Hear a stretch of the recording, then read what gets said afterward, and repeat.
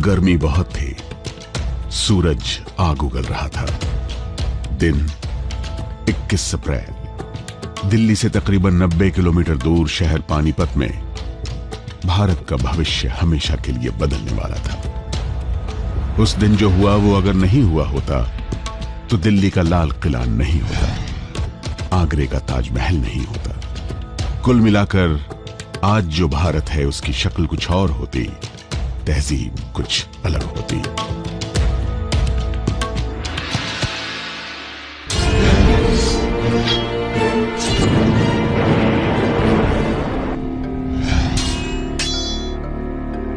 आज से तकरीबन 490 साल पहले मौजूदा हरियाणा राज्य का पानीपत जिला भारत के भविष्य का साक्षी बनने वाला था, गवाह बनने वाला था। हम मान सकते हैं कि यही वो जगह है जहां भारत के भविष्य को हमेशा के लिए बदलने वाला पानीपत का पहला रक्त रंजित युद्ध लड़ा गया। दिन 21 अप्रैल 1526। इस दिन जो हुआ उसे ही पानीपत की पहली लड़ाई कहते हैं।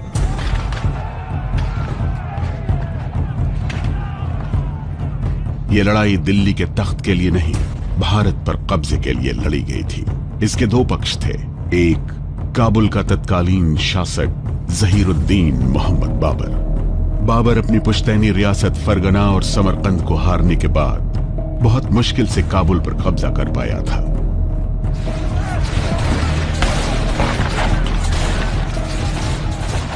जो मुगल थे, जिनको पर्शियन में, फारसी में मंगोल्स को मुगल कहते हैं, मुगलों में जो अलग अलग मुख्तलिफ डायनेस्टीज थी, अलग अलग पावर सेंटर्स थे, उनमें पावर स्ट्रगल चल रही थी और बाबर भी एक मुगल प्रिंस था। बाबर, आपको पता है कि जब वो 11 साल का था वो फरगाना किंगडम का प्रिंस था। वहां उनके पिताजी का देहांत हो गया। वो राजा बन गए एट द एज ऑफ 13। और फरगाना एक छोटा सा किंगडम था जो कि अफगानिस्तान, उज़्बेकिस्तान में पड़ता है। जब वो उसने किंगडम को टेक ओवर किया, उसके बाद जो उसके कजन्स थे, अंकल्स थे, उसको निकालने की कोशिश की। 20 साल के लिए वो 3 बार फरगाना और समरकंद से ऑक्यूपाई किया, निकाला गया, ऑक्यूपाई गया, निकाला गया। लेकिन तकरीबन 1504 में उसने काबुल का कब्जा कर लिया। अब उसको एक प्रकार का बेस मिल गया। और यहीं से भारत को लेकर उसकी आकांक्षाएं बढ़ने लगी। उस वक्त दिल्ली की गद्दी पर इब्राहिम खान लोदी बैठा था। पानीपत की पहली लड़ाई का दूसरा किरदार था लोदी वंश का यही तीसरा शासक इब्राहिम लोदी। उनके एक भाई हुआ करते थे सिकंदर लोदी। सिकंदर लोदी महत्वाकांक्षा रखते थे और वो चाहते थे कि वो सुल्तान बने। इस वजह से उन्होंने राजपूतों से संधि की और जब सिकंदर लोदी के खिलाफ इब्राहिम लोदी ने एक्शन लिया तो सिकंदर लोदी दिल्ली से भाग के राजपूताना चले गए।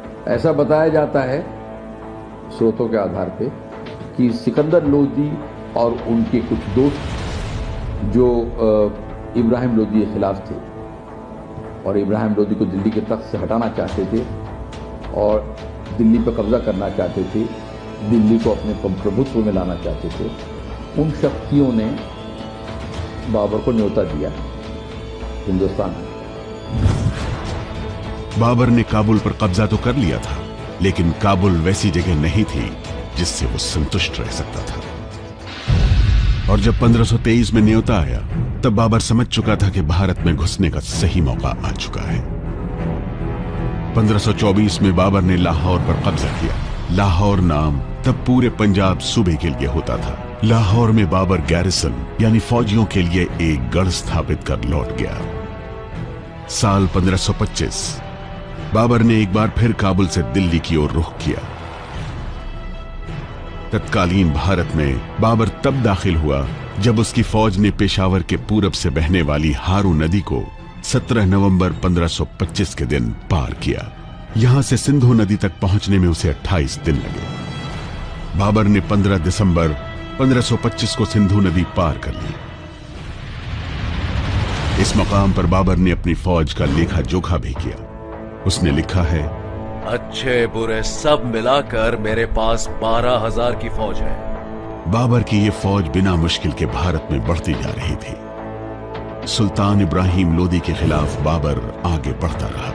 उसकी फौज ने रोपड़ में सतलुज नदी पार की और वो अंबाला पहुंच गया, बेरोक टोक। बाबर की फौज छोटी थी, लेकिन नेतृत्व अलग किस्म का था, तकनीक और कौशल अलग दर्जे का था।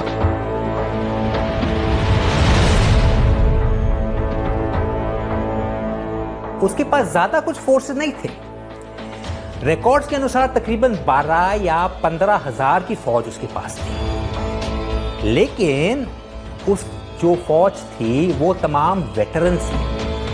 तमाम फौज ने बाबर के अंदर के साथ साथ 8-10 लड़ाई लड़ चुके थे। अफगानिस्तान में, उज़्बेकिस्तान में, पर्शिया में। वो ट्रेंड बैटल हैडल्ड वेटरन्स थे। 3 चीजें बाबर की फौज में बहुत अहम किरदार अदा कर रही थी। एक, बाबर का तोपखाना। उससे पहले हिंदुस्तान में तोपखाने का इस तरीके से इस्तेमाल किसी फौज ने नहीं किया।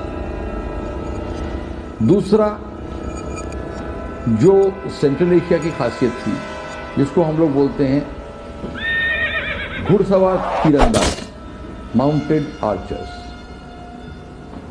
और तीसरा, मैचलॉक, जिनको हम लोग बोलते हैं बंदूक। बाबर रोपड़ के बाद शाहाबाद होते हुए सरस्वा पहुंचा। सरस्वा से आगे बढ़ने के साथ ही बाबर की फौज ने आसपास के गांव वालों से बड़ी संख्या में बैलगाड़ियां खरीदनी शुरू कर दी। यह उसकी एक बड़ी रणनीति का हिस्सा था। बहरहाल सरस्वा से बाबर आगे दक्षिण की तरफ बढ़ा और पहुंच गया पानीपत। 1 अप्रैल 1526 को बाबर पंजाब को पार करते हुए यहाँ पानीपत में उत्तर की तरफ गंदा नाला है, वहीं एक बाबरपुर गांव आज भी स्थित है, वहाँ उन्होंने अपनी छावनी बनाई। और बाबर के पास उड़ती उड़ती ये भी खबर आई कि इब्राहिम लोदी के पास तकरीबन 1 लाख फौज है, घुड़सैनिक हैं अच्छे और हाथ सवार हैं। और बाबर ने अपने सिपह सलारों से और दूसरे साथियों से मंत्रणा की और फिर ये तय पाया कि बाबर इब्राहिम लोदी का मुकाबला यहीं पानीपत के मैदान में करेंगे। पानीपत में ही भारत के भविष्य का फैसला होने जा रहा था। बाबर की फौज में अब तकरीबन 20 से 25,000 फौजी थे, लेकिन पानीपत में जो हालात थे वो बाबर के खिलाफ थे। मैदानी इलाकों में ज्यादा सेना चाहिए, जो बाबर के पास नहीं थी, जबकि इब्राहिम लोदी के पास तो उससे 4-5 गुना ज्यादा सेना थी। जब वो दिल्ली सल्तनत की फौजों को देखते हैं, उनकी साइज देखते हैं, उनके इक्विपमेंट को देखते हैं, तो बाबर की फौज तो बड़ा सिंपल ओपिनियन रखती है, वापस चलते हैं, ये लड़ाई करने में कोई मतलब नहीं है, जितना घूमना तक घूम लिए, अब वापस जाना चाहिए।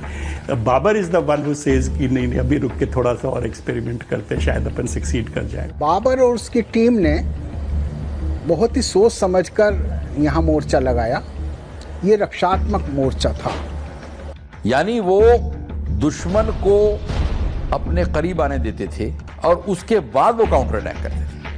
उसने इस तरह से योजना बनाई कि एक तरफ पानीपत कस्बे की दीवार थी, दूसरी तरफ यमुना नदी थी, और इसके बीच में उन्होंने एक बड़ा सा ट्रेंच बना दिया। ये ट्रेंच यमुना नदी के एक पुराने अलाइनमेंट के साथ साथ चलता था। उन खाइयों के ऊपर पत्ते, टहनियां, ये सब बिछा दी गई। दूर से पता ही नहीं चलता था कि 20-20, 25-25 फुट का गड्ढा है, और उस पर उन्होंने वो अबातीस लगा दी। टहनियों को नोकीला बना करके, लकड़ी के टुकड़ों को नोकीला बना के जगह जगह पे लगा दिया जाता। एक तरफ पानीपत कस्बे की दीवार थी, दूसरी तरफ यमुना नदी थी, और बाबर ने 700 बैलगाड़ियों का एक पूरा का पूरा, एक कहना चाहिए कि पूरी एक रेलगाड़ी सी बनाई, और बीच में जगह जगह थोड़े थोड़े रास्ते बनाए। हर एक के बीच में लेदर या रॉहाइड का कनेक्शन था ताकि दुश्मन उसे क्रॉस नहीं कर सकता था। तकरीबन 4 या 10 फुट 10 गज का फासला था हर एक पैर में। इस गैप में उनके आर्चर्स और बंदूकची फायर करते थे। हर 200-250 मीटर की दूरी पर एक बड़ा सा गैप था, तकरीबन 8 या 10 मीटर का। इस गैप में से जो उनके बड़े आर्टिलरी थे, जो उनके कजान थे, जबजबान थे और उनके घोड़सवार थे, वो उसे इस्तेमाल कर सकते थे। इस डिफेंसिव पोजीशन में उन लोग इंतजार कर रहे थे और दोनों साइड चाहते थे कि दूसरा उसे पहले अटैक करे। शहर को, पानीपत शहर को अपना एक फ्लैंक बनाया तो जाहिर था कि शहर के थ्रू कोई मेजर अटैक नहीं हो सकता था। दूसरी तरफ अपनी फौज खड़ी की, फौज को विंग्स में रखा, राइट, लेफ्ट, सेंटर। सबसे आगे था करावल, जो कि स्काउट्स थे। उनका काम था दुश्मन के बारे में खबर बताते रहिए, उनके एडवांस के बारे में बता रहे थे। उनके पीछे थे डिलेइंग ट्रूप्स या हरावर। उनका काम होता था कि जो दुश्मन आए उनको हमारी तरफ खींच ले, उनको डिले करते रहे, उनके ऊपर कैजुअलिटी डालते रहे। और पीछे उनकी मेन पोजीशंस थे। बीच में था कुल, जहां बाबर खुद इंतजार कर रहा था। कुल के दाहिने ओर बरंगार था, जो कि बाबर का बेटा हुमायूं खुद लीड कर रहा था। उसके बाएं ओर उसका लेफ्ट फ्लैंक था या जरंगा, जो कि उनका सबसे खास जनरल मोहम्मद मिर्जा लीड कर रहा था। पीछे थे उनके रिजर्व्स, जो कि इल्तमिश थे, जिसे कहते थे हेवी कैवलरी। उनका मकसद था कि आयरन मोमेंट पर अटैक करके लड़ाई का रुख बदल दे। इब्राहिम लोदी जब पानीपत की तरफ बढ़ रहे थे तो बाबर के स्काउट्स बराबर बाबर को खबर दे रहे थे कि ये फौज किस तरह से आ रही है। एक बड़ी विशाल भीड़नुमा फौज, बहुत सारे हाथी, कुछ भारी बंदूकें, धीरे धीरे चलते हुए वो आ रहे थे। इब्राहिम लोदी के जो ट्रूप्स आए थे, 20,000 उसके थे, 5,000 दूसरे के थे, 3,000 दूसरे के थे। कभी इकट्ठा ट्रेनिंग की नहीं थी, कोई डिसिप्लिन नहीं था। वो तो एक मेला था, एक आर्मी नहीं थी। बहरहाल 12 अप्रैल 1526 तक काबुल से चली बाबर की सेना और इब्राहिम लोदी की सेना पानीपत में खेमाबंदी कर चुकी थी। यह साफ हो चुका था कि भारत के भविष्य का फैसला अब पानीपत में ही होगा। बाबर जल्दी में था, भारत में फिलहाल वो हमलावर था। दूसरी तरफ इब्राहिम लोदी खेमा लगाकर इंतजार कर रहा था। थक हार कर आखिरकार बाबर को पहल करनी पड़ी। 19 अप्रैल को बाबर ने इब्राहिम लोदी के कैंप पर एक बहुत बड़ा रेड लॉन्च किया। तकरीबन 4,000 लोग उस रेड में शामिल थे। लेकिन ये रेड गलत हुई। जो पार्टी जाने थे अपना रास्ता चूक गए। जब तक कि वो इब्राहिम लोदी के कैंप के नजदीक पहुंच गए, दिन होने वाला था और अफगान सेंट्रीज ने उन्हें देख लिया, उनके ऊपर फायर डाला और ये रेडिंग पार्टी को विड्रॉ करना पड़ा, बहुत कैजुअलिटीज के साथ। वो वापस चले आए, लेकिन बाबर का मकसद पूरा हो गया, क्योंकि जब अफगान ने देखा कि हमने इतने बड़े फौज को इतने आसानी से हरा दिया, उनको लगा कि अब हम इसे भी हरा सकते हैं और वो तैयार हो गए अटैक के लिए।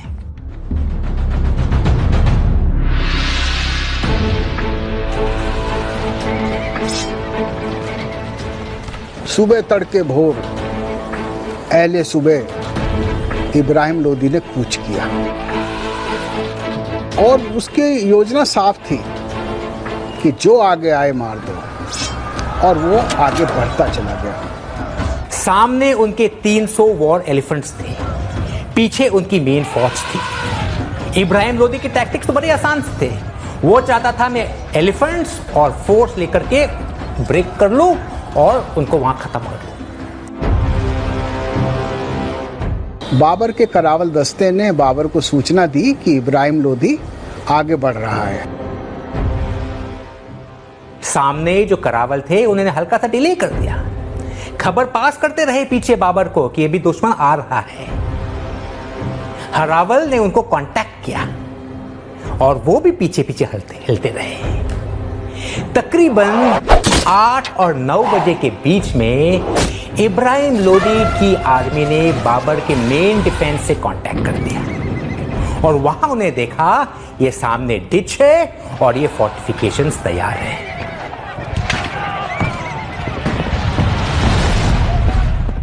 जैसे ही उस खंदक के पास पहुंचते थे, घोड़े और हाथी उसमें गिरने शुरू हो जाते थे। नीचे आबादियां लगी होती थी, वो नुकीली चीजें घोड़ों के पेट में घुस जाती थी। अब इससे कंफ्यूजन पैदा होता है।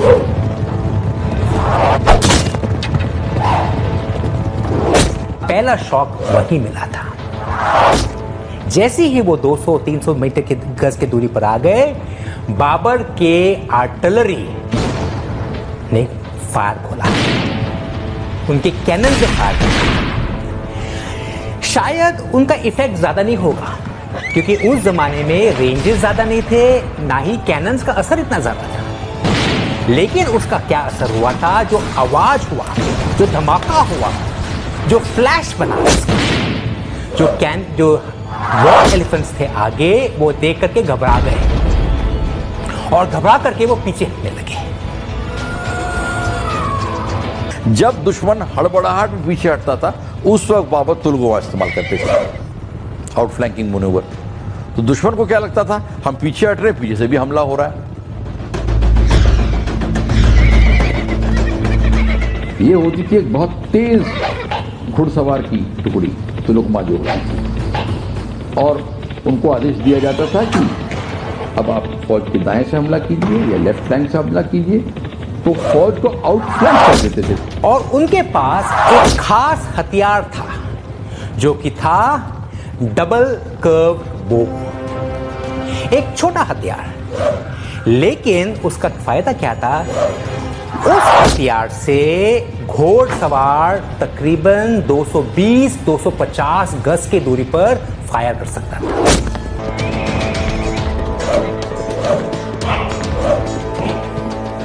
क्या हो रहा था उस बैटल ग्राउंड में, तकरीबन 2 या 3 किलोमीटर के एरिया में 50,000 लोग बंद हुए थे। राइट साइड से घोड़सवार आ रहे थे, आगे से आर्टिलरी फायर आ रहा था, पीछे जाने का कोई रास्ता ही नहीं है।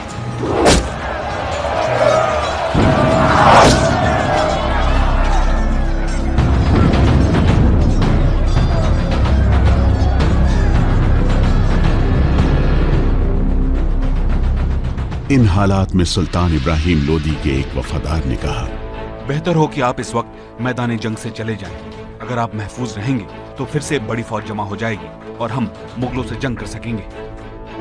कहते हैं इब्राहिम लोदी ने जवाब दिया, बादशाहों के लिए मैदानी जंग से भागना बहुत शर्म की बात है। देखो कितने अमीर उमरा साथी और वफादार दोस्त शहीद हुए पड़े हैं, अब हम कहां भाग कर जाएं?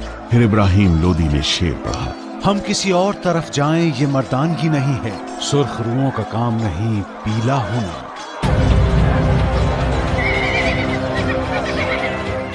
युद्ध भूमि में हालात ऐसे बने कि इब्राहिम लोदी ने अपने पिछले खेमे के आगे आने का इंतजार ही नहीं किया और 5000 घुड़सवारों के साथ मुगलों से भिड़ गया। पानीपत की पहली लड़ाई नाजुक मोड़ पर थी। इसी के साथ भारत का इतिहास भी और भविष्य भी। बाबर ने अपनी पूरी ताकत झोंक दी थी। अगर लड़ाई आगे खींचती तो बाबर को लौटने के अलावा कोई चारा नहीं बचता। बाबर अगर 21 अप्रैल को पीछे हटने का फैसला कर लेता तो आज भारत में न ताजमहल होता और न ही दिल्ली का लाल किला। अकबर नाम के बादशाह का इतिहास की किताबों में जिक्र भी नहीं होता। लेकिन लगता है इब्राहिम लोदी ने जल्दी कर दी थी। कुछ ही देर बाद सुल्तान इब्राहिम लोदी का सर बाबर के सामने पेश हुआ। उसकी लाश वाकई धूल और खून में सनी हुई मिली। सिर का ताज और आफताब गिर यानी शाही हुकूमत की निशानी वाला छत्र अलग पड़ा था। बाबर खुद उस जगह पहुंचा जहां सुल्तान इब्राहिम लोदी की लाश थी। उसने मिट्टी से लाश को उठाया और कहा, तेरी बहादुरी को सलाम। लेकिन जो बाकी 20-25 हजार लोग जो गिर गए थे, जो सैनिक थे, उनको ऐसा कुछ नहीं हुआ था। उनके सर काटे गए थे और एक छोटा पहाड़ बनाया गया। बाबर कहता है उसके मेमोइर्स, बाबरनामा में, एक 35 फुट का पहाड़ बनाया था सिर्फ सरों का। लेकिन उसके बाद मुगल सैनिकों ने भागते हुए अफगानों को खदेड़ा है, दिल्ली से, पानीपत से दिल्ली, आगरा तक, और हर जगह मारे गए अफगानों के सिरों का मीनार बनाते चले गए, जो उनकी शायद एक तरह से परंपरा थी, ये बताने के लिए कि इस इलाके में अब हम काबिज हुए हैं। बाबर कहता है, the battle commenced when the sun was spear high and by midday the enemy lay in the dust। ये 6 घंटे की लड़ाई इंडिया का इतिहास अगले 330 साल के लिए बदल गया।